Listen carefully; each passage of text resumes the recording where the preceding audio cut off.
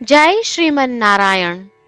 રામાનુજદાસ શ્રીમાન ગટ્ટુ વેણુગોપાલ સ્વામી દ્વારા વર્ણન કરેલ શ્રીમદ ભગવદ્ ગીતાનું ગુજરાતી ભાષાંતર હું આપને કહી રહી છું. અધ્યાય 17 શ્રદ્ધા ત્રય વિભાગ યોગ. શ્લોક 15. अनुद्वेगकरं वाक्यं सत्यं प्रियहितञ्च यत् स्वाध्याय अभ्यसनं चैव वाङ्मयं तप उच्यते. ઓમ. ગીતાચાર્ય શ્રી કૃષ્ણ પરમાત્મા અર્જુન સાથે આપણને બધાને શ્રદ્ધા ત્રય વિભાગ યોગ શીખવી રહ્યા છે. પરમાત્મા કહે છે, અર્જુન, બીજાને કષ્ટ ન પહોંચે તે રીતે બોલવું, સત્ય, પ્રેમ અને હેતથી બોલવું, વેદોનો અભ્યાસ કરવો, વેદોમાં રહેલા જ્ઞાનને સમજાવતા વૈદિક શાસ્ત્રોનો પાઠ કરવો અને મંત્રોનો જાપ કરવો. આ સર્વેને વાણીની તપસ્યા કહે છે. આ પ્રમાણે શ્રી કૃષ્ણ પરમાત્મા આપણને વાણીની તપસ્યા કરવાનો ઉપદેશ આપી રહ્યા છે. તેથી ચાલો આપણે અન્યને દુઃખ અને કષ્ટ ન થાય એવું બોલીએ. ચાલો આપણે હિત માટે આવશ્યક સત્ય બોલીએ, પરંતુ કઠોરતાથી નહીં. જો આપણે વેદોનો અભ્યાસ કરવા સક્ષમ હોઈએ તો ચાલો આપણે વેદોનો અભ્યાસ કરીએ, કે પછી જેવો કરે છે તેમને સમર્થન આપીએ. ચાલો આપણે રામાયણ, મહાભારત અને ભાગવત જેવા વૈદિક ગ્રંથો વાંચીએ.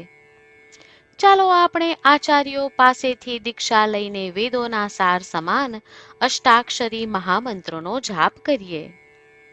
શ્રીમન નારાયણની પ્રાપ્તિને આપણા જીવનનું ધ્યેય બનાવતા અને માત્ર શ્રીમન નારાયણનું શરણ લેતા ચાલો આપણે બધા શ્રી કૃષ્ણ પરમાત્માના શબ્દોનું આ શ્લોક સ્વરૂપે પુનરાવર્તન કરીએ. अनुद्वेगकरं वाक्यं सत्यं प्रियहितञ्च यत् स्वाध्यायाभ्यसनं चैव वाङ्मयं तप उच्यते. શ્રી કૃષ્ણ પરમાત્માએ આખી ભગવદ્ ગીતાનો સાર અધ્યાય 18ના શ્લોક 65 થી 70માં 8 ઉપદેશ દ્વારા કહ્યો છે. શ્રી કૃષ્ણ કહે છે, જે મારા આ 8 ઉપદેશ અનુસરે છે તે મને પ્રિય છે. એ સર્વે ભક્તોનું હું બધી જ રીતે રક્ષણ કરીશ. શ્રી કૃષ્ણ પરમાત્મા પાસેથી આખી ભગવદ્ ગીતા સાંભળ્યા પછી અર્જુન કહે છે, કરીશ્યે વચનમ તવ, એટલે કૃષ્ણ, હું તમારી આજ્ઞાનું પાલન કરીશ, તમે કહો છો એમ કરીશ. અને આથી જ શ્રી કૃષ્ણએ દરેક પ્રકારના યશ અને વિજય અર્જુનને આપ્યા છે. તો ચાલો આપણે પણ પરમાત્માને 8 વાતો પાળવાનું વચન આપીએ. પરમાત્માને આપેલા વચનથી મોટી કોઈ પૂજા, તપ કે યજ્ઞ નથી. 8 પ્રતિજ્ઞાઓ જે આપણે લેવી જોઈએ તે હું હવે કહું છું. આપ સૌ પણ એનો મન અને હૃદયથી વિચાર કરો. આ રીતે શ્રી કૃષ્ણને વચન આપતી વખતે આપણે સૌ શ્રી કૃષ્ણની હસતી મુખમુદ્રાનો મનમાં વિચાર કરીએ અને પરમ આનંદનો અનુભવ કરીએ. જય શ્રીમન નારાયણ. આપણા 8 વચનો આ પ્રમાણે છે. આપણું પહેલું વચન, હે શ્રીમન નારાયણ, તમારા ઉપદેશ પ્રમાણે હું હંમેશા તમારું ધ્યાન અને ચિંતન કરીશ. આપણું બીજું વચન, હે શ્રીમન નારાયણ, તમે કહ્યું છે તેમ હું સદાય તમારી ભક્ત રહીશ. આપણું ત્રીજું વચન, હે શ્રીમન નારાયણ, હું મારા કર્મો તમને સંતોષ થાય તેમ અને તમારી સેવા માટે કરીશ. આપણું ચોથું વચન.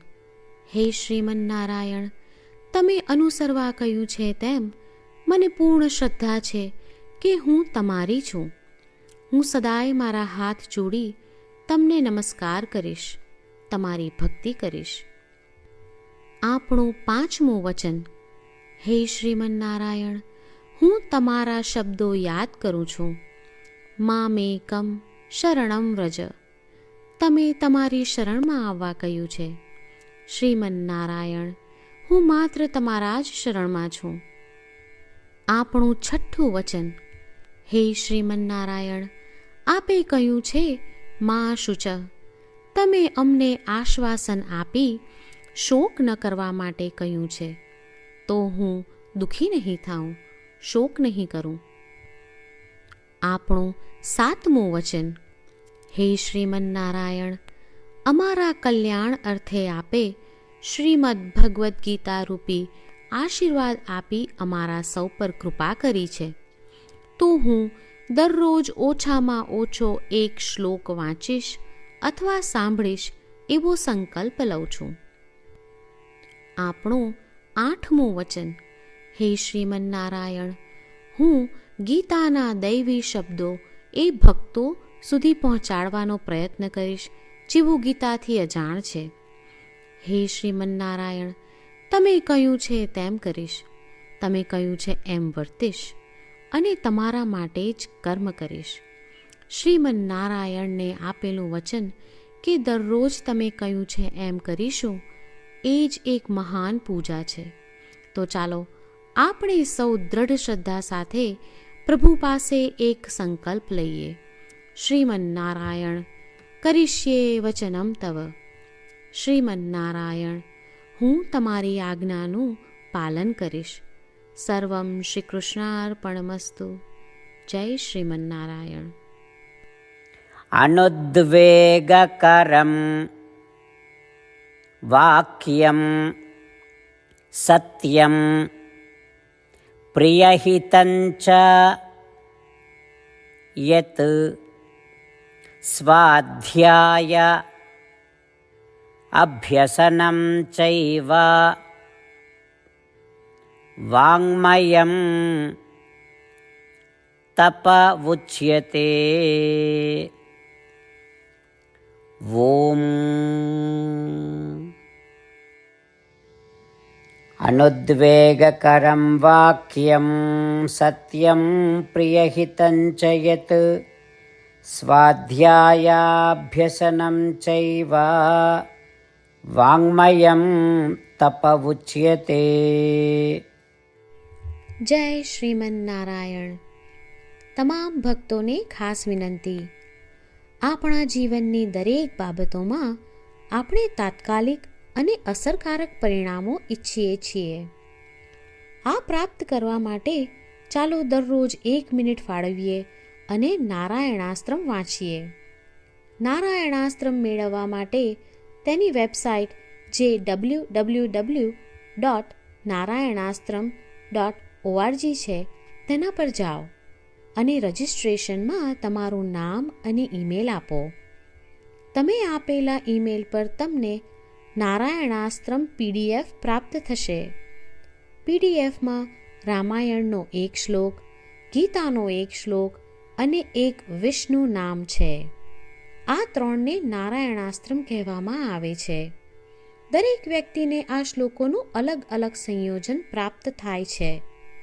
જ્યારે દરેક વ્યક્તિ 24,000 ભક્તો સાથે તેમના નારાયણાસ્ત્રમને દરરોજ વાંચે છે અથવા સાંભળે છે, ત્યારે સમગ્ર રામાયણનું 1 વાર પારાયણ, શ્રીમદ્ ભગવદ્ ગીતાનું 33 વાર પારાયણ અને વિષ્ણુ સહસ્ત્ર નામનું 24 વાર પારાયણ રોજ પૂર્ણ થાય છે. આ એક અદ્ભુત અને અસાધારણ પરિણામ છે. તેથી તમે અને તમારા પરિવારના સભ્યો તરત જ વેબસાઇટ પર જાઓ અને તમારું નારાયણાસ્ત્રમ મેળવો. જય શ્રીમન્નારાયણ.